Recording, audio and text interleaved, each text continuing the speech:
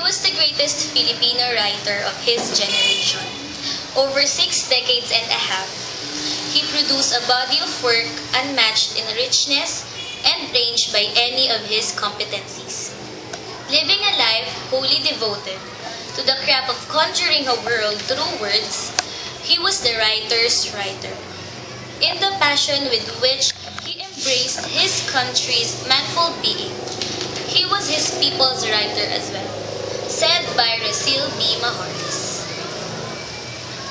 Hello everyone, let us share to you the life and works of Nick Joaquin. Start off, Nick Joaquin was born in the old district of Paco, Manila, Philippines on May 4, 1917. It was the feast day of Saint Nicomedes, a proto-martyr of Rome, after whom he took his baptismal name.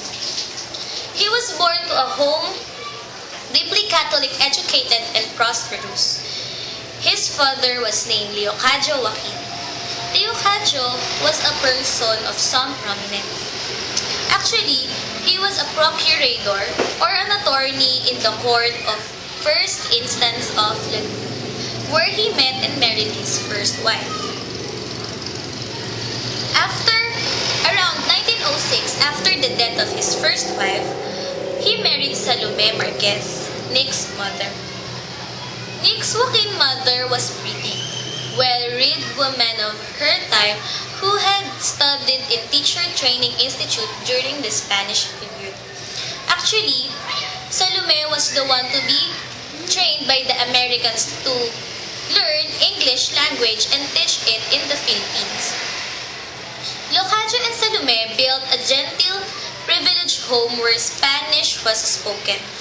The family went to church regularly, had outings in the family's huge European car, and the children was tutored in Spanish and piano.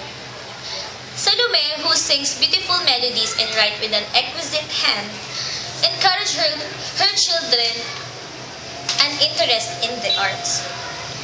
There were 10 children in the family, having 8 boys and 2 girls, and Nick as the 5th of them. Leocadio's death not long after, when Nick was only around 12 years old, was a turning point in life of the family. Actually, the young Joaquin was a dropout from school. He attended Paco Elementary School and had 3 years of secondary education in Mapa High School. But he found out that it was too boring and too intellectually restless to be confined in a classroom. So after he left school, he worked as a mozo or a boy apprentice in a bakery in Pasay and then as a printer in the composing department of the TVT Tribune Vanguardia Taliba Publishing Company. Through that time, he pursued a passion for reading. Sarah K. Joaquin, Nick's sister-in-law, recounts that in his teens, Nick had a rabid and insane love for books. Actually, according to her, he would hold a book with one hand and read while polishing with a coconut husk the floor with his feet. And he would walk down the street on an errand to buy family's meal with a dinner pail in one hand and an open book in the other. Joaquin's choice of early readings was not exceptional. Joaquin and other writers of his generation who were schooled in the American era discovered Dostoevsky and Hemingway before they did such Tagalog writers as Lope K. Santos and Rosario Almario. This was Nick Joaquin's recalling in 1985 that it was like in 1930s. Back then, the young Joaquin was just beginning to find his way into the literary life. He was gaining notice as a promising writer, publishing between 1934 and 1941. And in the period of the Japanese occupation was difficult time for Joaquin, who at this time had moved from Pasay to a house on Arlega Street in the historic San Miguel district of Manila, where Malacanang Palace is located. work, he became Free Press literary editor.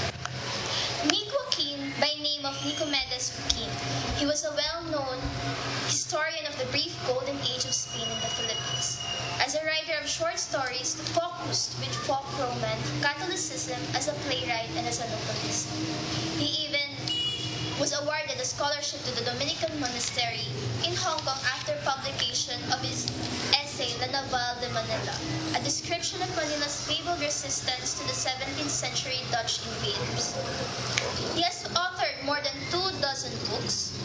Among more significant are the ones that entitled the novel The Woman Who Had Two Novels, which examines his country's various heritage.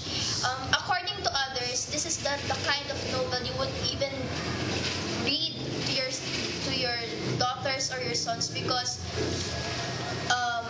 according to them, Joaquin was best known for his gritty newspaper reportage and prose fiction. Other works are A Portrait of the Artist as Filipino, a celebrated play attempts to reconcile historical events with dynamic change. The Aquinas of Tarlac, an essay on history as three generations, presents a biography of Benigno Aquino, the assassinated presidential candidate. The action of the novel Cave and Shadows occurs in the period of martial law under Ferdinand Marcos. Joaquin's other works include the short play collections Tropical Gothic and Stories for Groovy Kids. The play Tropical Baroque is a collection of his own performed plays. It includes A Portrait of the Artist as Filipino, an elegy in the three scenes, Tatarine, Fathers and Sons, and The Beats. Other works include also the collection of the poetry The Ballad of the Five Battles and collected verse.